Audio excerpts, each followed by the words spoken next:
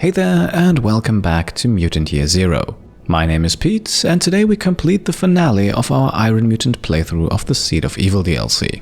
Over the last few episodes we have fought our way through a root-infested zone, we battled a wide variety of Pod Ghouls, and now there is only one thing left to do, and that is to quite literally root out the evil that causes all of this, a tree named Jaiko up in the far north.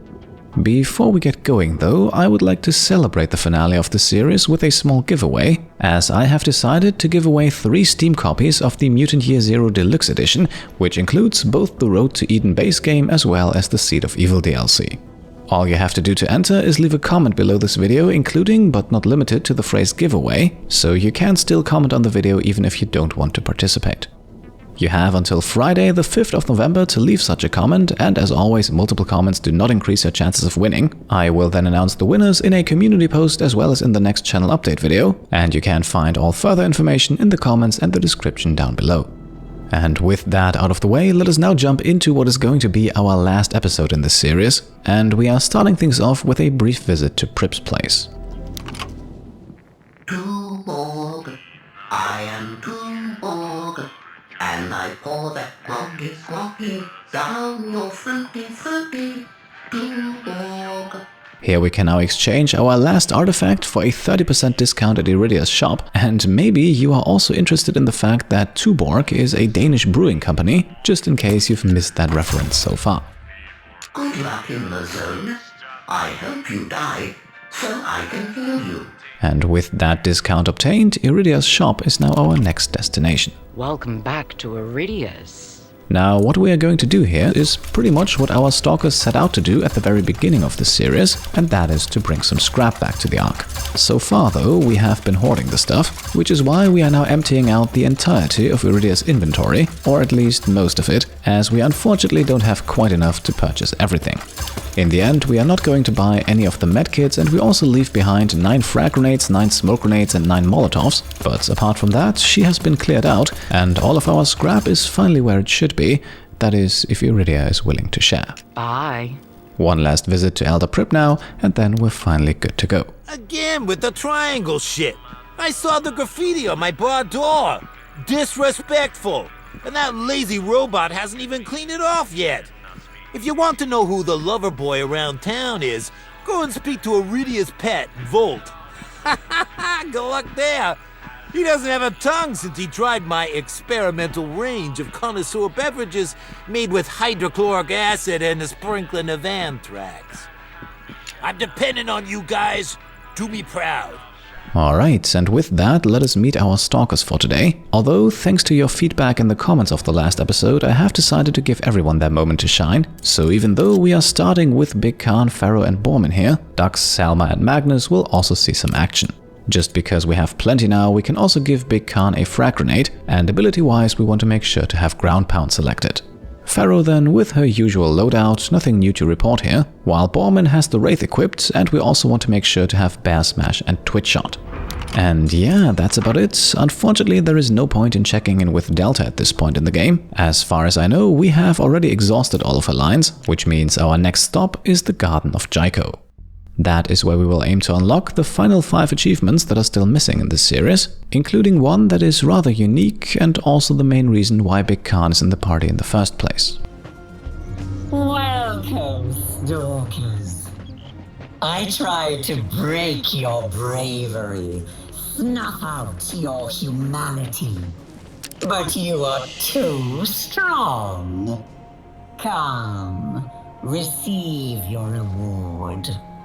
And so we hear from Jaiko for the first time in this episode, and if you're wondering what we're currently doing, we are currently in the process of unlocking the Northern Exposure achievement, for which we have to stand under a bus stop with Big Khan for 110 seconds.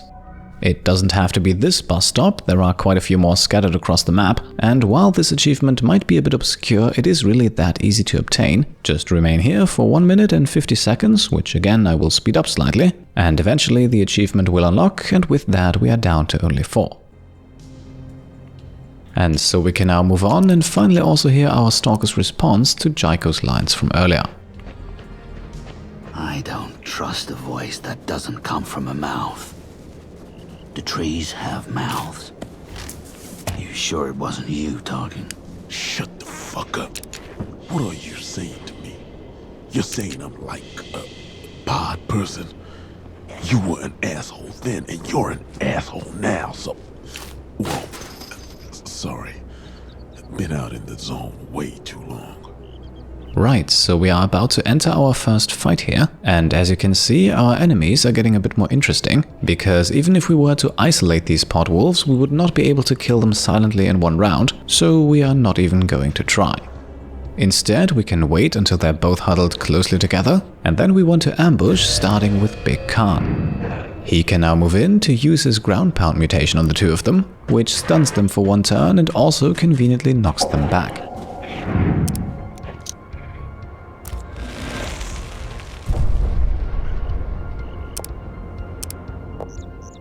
Luckily though, they are still close enough together so that Pharaoh can land a gunslinger on them, and even better, we can even go loud here, because all of the other enemies on the map are too far away to hear us. That's from me! Borman can then land a sneak attack critical, and that ends our first turn of combat. Now the task ahead for round number 2 is not going to be that tricky, but as we start things off with Big Khan here, we want to make sure that he remains silent, because he might just be in range of some of those other enemies, and of course we don't want to risk anything. You just lost your zone privileges, asshole. Stone cold. Borman meanwhile can continue to go loud, but we don't want to move up any further than necessary. The fact that he can land a guaranteed critical hit here is absolutely vital though. Don't it? And that leaves the killing blow to Pharaoh, who as she moves up also switches to the silent pistol, just because that one has a bit more range and allows her to keep her distance. You don't know who you're messing with. They had it coming. Alright, and with that we have gained yet another level, and we can also make our first change to the squad. Sitting out now will be Pharaoh herself, and will bring Dux back into the rotation. Over the last few episodes we haven't really seen a lot of him, but for the next few encounters on this map here, he will do just fine. Regroup. Now moving on, we have a bit more loot to collect, but considering that we have already bought more than we need, this is pretty much just for the sake of completion. Still, just like in the 21 episodes before this one, we are going to strip this map clean as best as we can. Now, our next enemy is another pod spawner, nothing too challenging by itself, but we are again running into the slight issue that we can't actually attack it unless there is another enemy nearby that allows us to use the ambush command.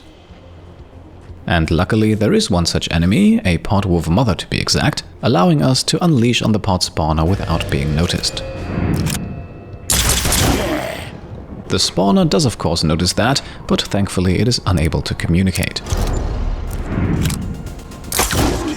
Bang, bang. And so we can unload here with one sneak attack critical after the other. Does that hurt?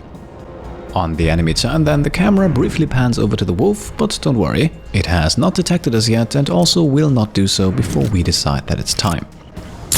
I did that. What do you think about that, huh? And there we go, Borman is still considered hidden, so his next shot will be his last.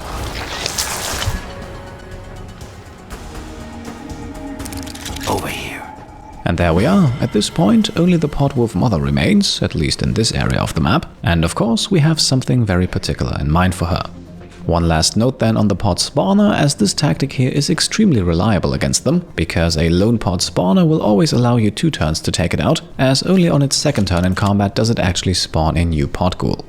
So despite its 4 points of armor, it is absolutely possible to take one out silently even without the use of any abilities whatsoever. A few critical hits are of course required for that to work though, once again making Borman's herpes mask a very valuable item. Now at this point we have looped around to the other side of the pod wolf mother. We have collected all of the available loot and can now go up onto the slide here, which gives us the high ground as well as some cover, and of course both of those come in handy. We can also once again go loud here, so we should have no issues winning this fight. So a critical hit from Borman is followed up by a critical hit from Dux in the back. That had to hurt. And finally, Big Khan's critical will give us just enough damage to go for the kill. Game over for you. Good stuff. Right, so at this point it is once again time to make a change, and this time Big Khan will make some room, and stepping in for him is Magnus. As you know, Magnus is also very reliable when it comes to stealth criticals, and giving him the helm of the speaker extends those abilities to the high ground as well. Okay, back me up. And with that, the exterior of the Garden of Jyko has now been cleared, but of course there is much more to come still, and things are about to get very interesting. Whoa.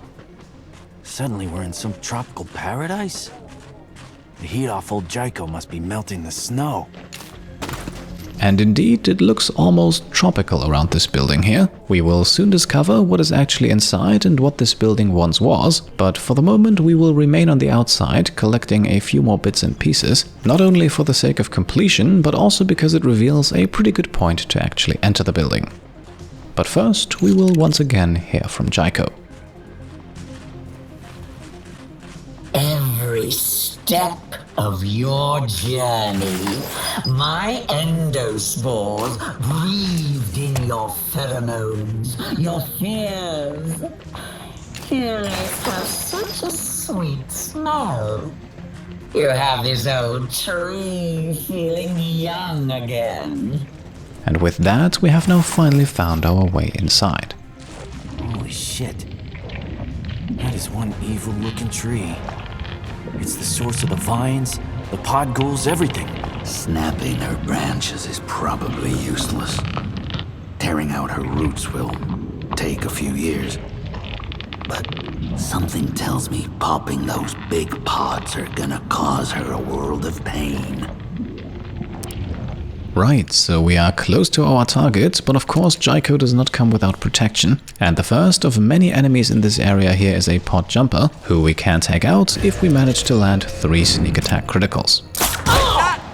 And since Bormin and Ducks are both in cover, they get criticals as well, allowing us to eliminate this first enemy here inside of Jaiko's garden.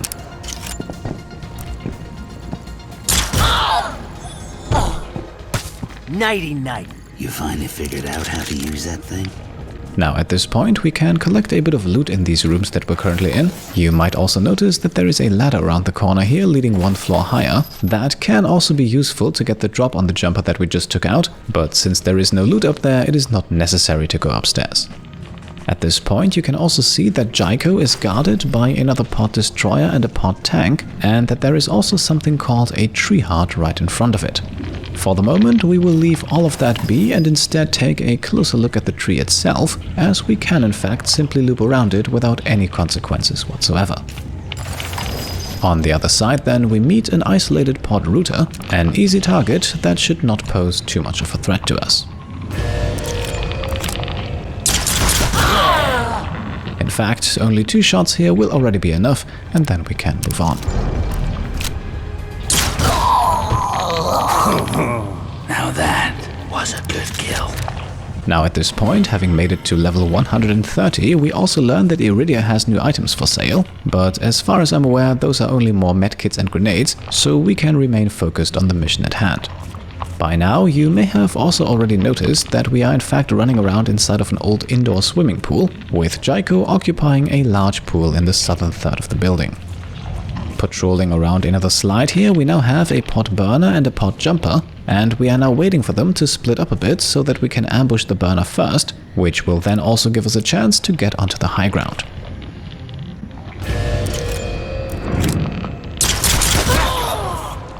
This time though our Stalkers don't have any cover, which means only our first shot is a critical. Yeah. And indeed, Ducks only lands a regular hit, so Magnus will now have to go for the kill.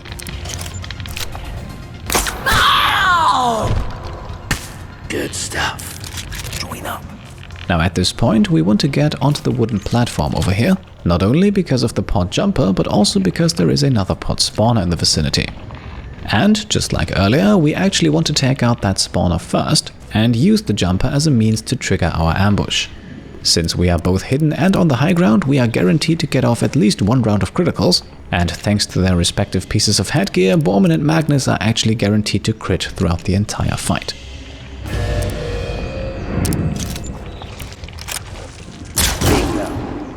So let's get to it. Again, the pod here technically takes note of us, but it can't do anything about it. So despite the fact that there are numerous enemies nearby, none of them will notice a thing.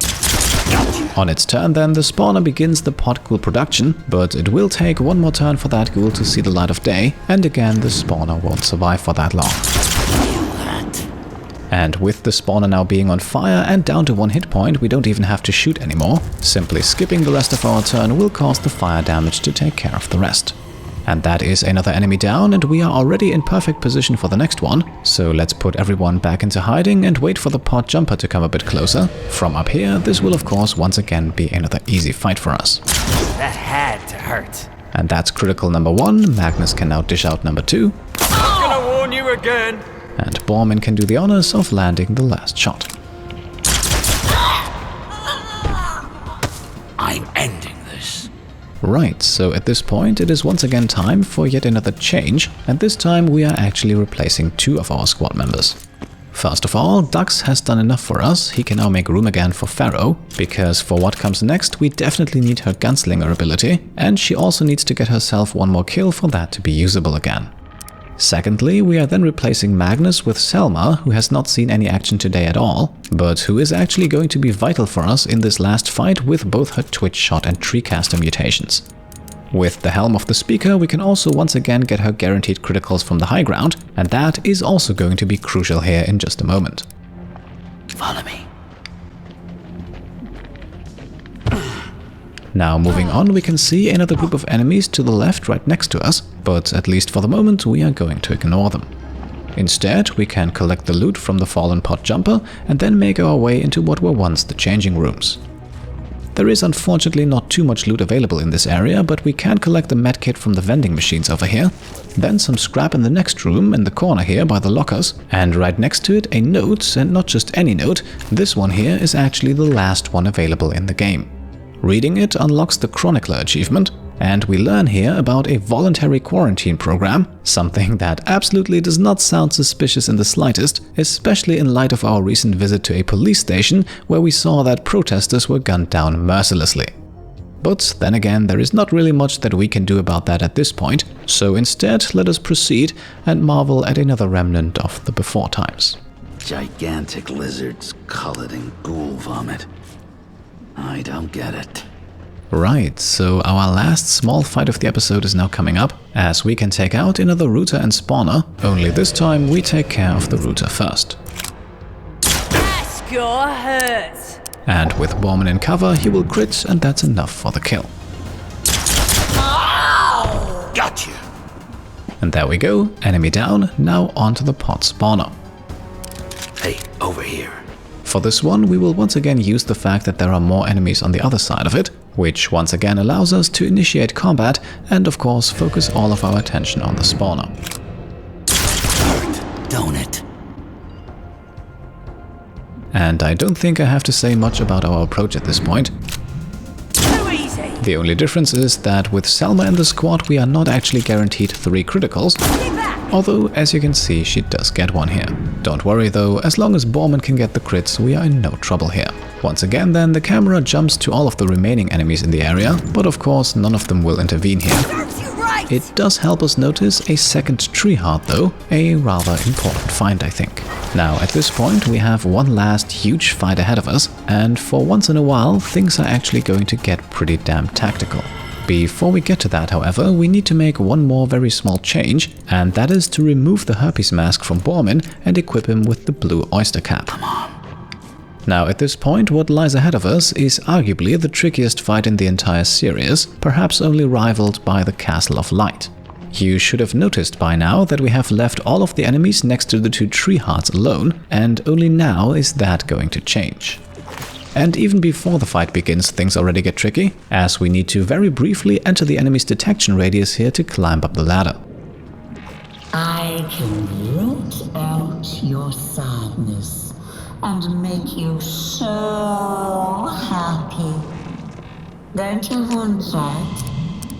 Lay down your weapons. Hold me tight. One final line from Jaiko, and now it's showtime. Right below us we have 3 enemies and the tree heart, And since we can't kill them all in one go, we'll start things off with a tree caster from Selma, which immobilizes the tank and the destroyer but leaves the burner alone. And with her second action, she can now lay down some twitch shot fire on the tank. Now at this point we need to start thinking about the burner, otherwise they will be able to retaliate on the next turn, so let's continue with a good old-fashioned gunslinger here to hit both the burner and the tank. You don't know who you're messing with. Too easy. All that we need to do now is to actually kill the burner, a task that falls to Bormin.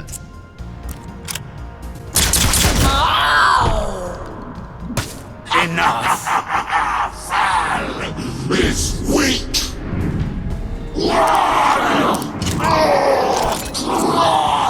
Up next then, a twitch shot from Bormin against the destroyer. Gotcha! Unfortunately though, no criticals this time thanks to the new headgear, but still enough damage. Say my name, Jizwipe. It's Pharaoh.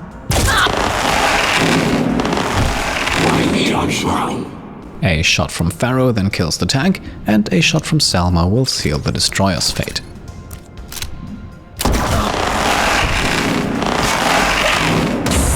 Figured out how to use that thing. Now at this point we have entered a very particular and very interesting situation. As you can see, we are still in combat because all of what we just did of course not go unnoticed by the tree heart. However, just like the pod spawners, the tree hearts don't actually have any means of defending themselves, which means we could now in theory remain indefinitely in this state of combat without threat.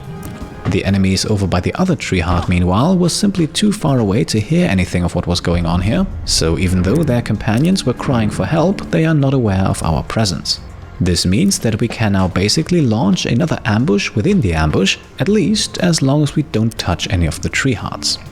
You will see soon enough what happens if we do that, because as Bormin said in the beginning, we will ultimately have to destroy them, but for the moment we want to eliminate any and all resistance first. In order to do that, we are currently in the process of moving our entire squad over to the other side of the building, with Pharaoh and Selma going for the more direct approach, while Bormin loops around from the side. Moving Pharaoh and Selma into cover also keeps them hidden for now, although unfortunately once combat has begun and we have revealed everyone, we cannot re-hide, at least not without using a particular mutation that not all of our stalkers have. For what comes next, it is however also not necessary to rely on stealth, because our enemies are still technically unaware of our presence, so we can treat this here as if we were currently outside of combat, even though we are not. In any case, we have now moved into the perfect position to begin our ambush, so let's enter phase 2 with a bear smash against the destroyer.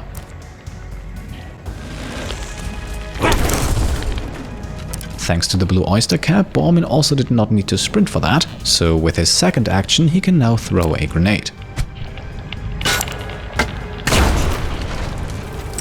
At this point, everyone is well aware of our presence, but that doesn't matter for Selma, as she is guaranteed to crit as long as she is above the enemy, and that she is, so let's fire twice with a twitch shot.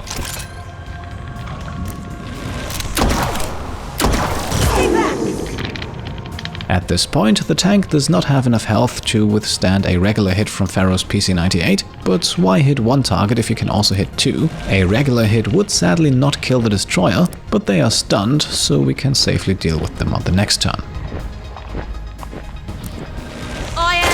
I'm the hero, you're the zero. Nice one. And with that, we now come to a rather uneventful enemy turn. Afterwards, we can see that the destroyer is in fact still alive, but Selma and Bormin should be able to handle things from here on out. So with Pharaoh, we can already make a beeline for the other tree heart. Selma, meanwhile, can take out the destroyer now.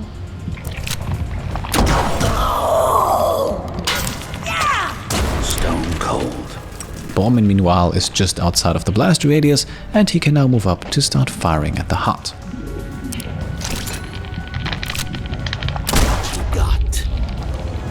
What are you doing? You imbeciles! You can't kill me! I am the zone! Now, what normally happens at this point is that as soon as you attack the heart, Jaiko activates every single enemy that's still left on the map. However, thanks to our thoroughness, there are no more enemies to activate, so we can now simply take out the hearts without facing any resistance. After a twitch shot, Borman should also have the tree heart on the left side of the map firmly under his control, so we can move towards the other one with both Pharaoh and Selma at this point. As a matter of fact, the rest of the fight is now actually pretty straightforward. I will admit though, it took me a while to figure out that what we are currently doing is even possible, as it is, again, one of the more elaborate tactics that we needed to employ during this series.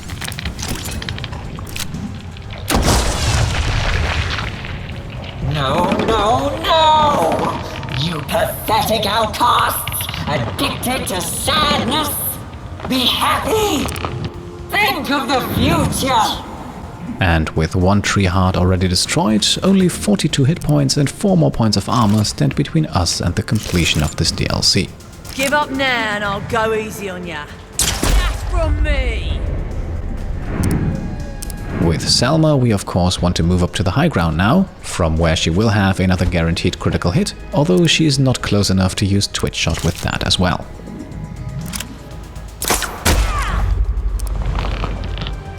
Borman, meanwhile, can remain exactly where he is. The two ladies will handle this one, and now that she is close enough, Pharaoh can also unload her big gun. Say my name, Jizwipe. It's Pharaoh. That's right. Before she can go again, we then have to squeeze in a quick reload, which I don't think we have even done once in any of the last 15 or so episodes. I am the beautiful weapon. That's gotta hurt. And that means the last shot of the series now goes to Selma, and with it we will in just a second unlock the final 3 achievements of the game.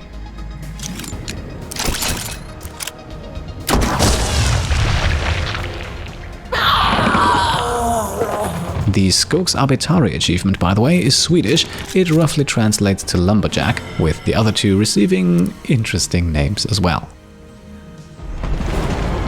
Jaiko's mighty branches splinter and crash.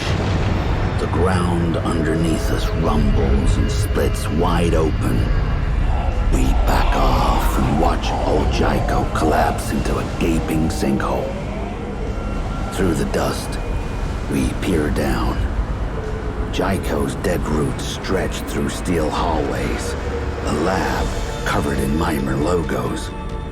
A familiar sight. Another Eden. We climb down and search the lab. Through the wreckage, a single monitor flickers with life. We huddle around the screen. The words Mutant Project blink on and off in big red letters. Then his young face, looking back at us. Ingmar Edison, our elder.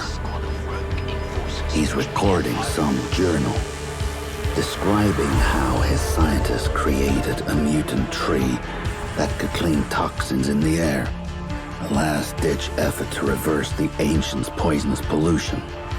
What the elder didn't realize was when his scientists ditched their lab, Jaiko remained, evolving, stretching her roots through the zone. Her mission still intact. She identified toxins as mutants and ghouls, so she replaced us with cleaner versions, wiped of everything that made us human. Jaiko was a mutant created by the Elder, just like us. I shoved my fist through the monitor. We don't need the Elder anymore. We have each other. The red vines wither. The pods rot away. We return to the Ark, and the dwellers cheer our arrival. We get the hero treatment Ducks always wanted. And for the first time in my life, I feel like a hero. Missing his bar, Prip appoints a new elder. Me. I guess I have to start taking responsibility for my life. Happy endings die with the ancients, but new beginnings live on with us, the dwellers of the Ark. Whatever the zone throws at us, we'll be ready. We're keeping humanity alive for a reason. Sometimes I look to the night sky and wonder if Ingmar Edison is looking down at us. And there we are, the Seed of Evil DLC for Mutant Year Zero has been completed. I actually like the ending here. Borman as the Elder is definitely an interesting choice, although I am of course a bit disappointed that the original Elder, Ingmar Edison, did not see his storyline properly concluded. On the other hand, this of course leaves some room for this story to be explored further in the future. For the time being though, this here is all that we get. By the way, if you are playing the game yourself and have made it to this point, then after you have watched or skipped the credits, you can actually load back into the game, at which point you can go back to the Garden of Jyko and collect all of the loot that is still there, as all of the enemies that we killed during this last fight did of course drop some goodies. For the purpose of this series, I don't really think that we need to do that, particularly also because Iridia does not have anything else to sell us. I just wanted to point it out. One more thing then, if you return to the Ark at this point, then interestingly enough the roots and overgrowth will still be there, and Delta also still has all of her old lines that make it sound like she is affected by Jaiko, which probably shows that the game does not really intend for us to do anything with the save file after the credits have rolled. That just as a quick tidbit of information. At this point though, I would be really interested to hear what you think about the conclusion to the series. Did you like the way it ended or had you hoped for more? Either way, let me know down below in the comments, which could then also be neatly combined with your participation in the giveaway. And with that, I don't think I really have anything more to add. We will of course pay our proper respects and let the credits roll until the very end, but I don't think that you need to hear me ramble throughout all of that. So, as always, if you have enjoyed the video, and maybe the entire series, then I would be very happy if you could leave a thumbs up. If you like what I'm doing and want to support me and my channel further, then you can of course subscribe to stay up to date, grab some merch over on shop.petecomplete.com, or check out and maybe even pledge to the Pete Complete Patreon. Thank you all for watching, and I'll see you next time. Cheers.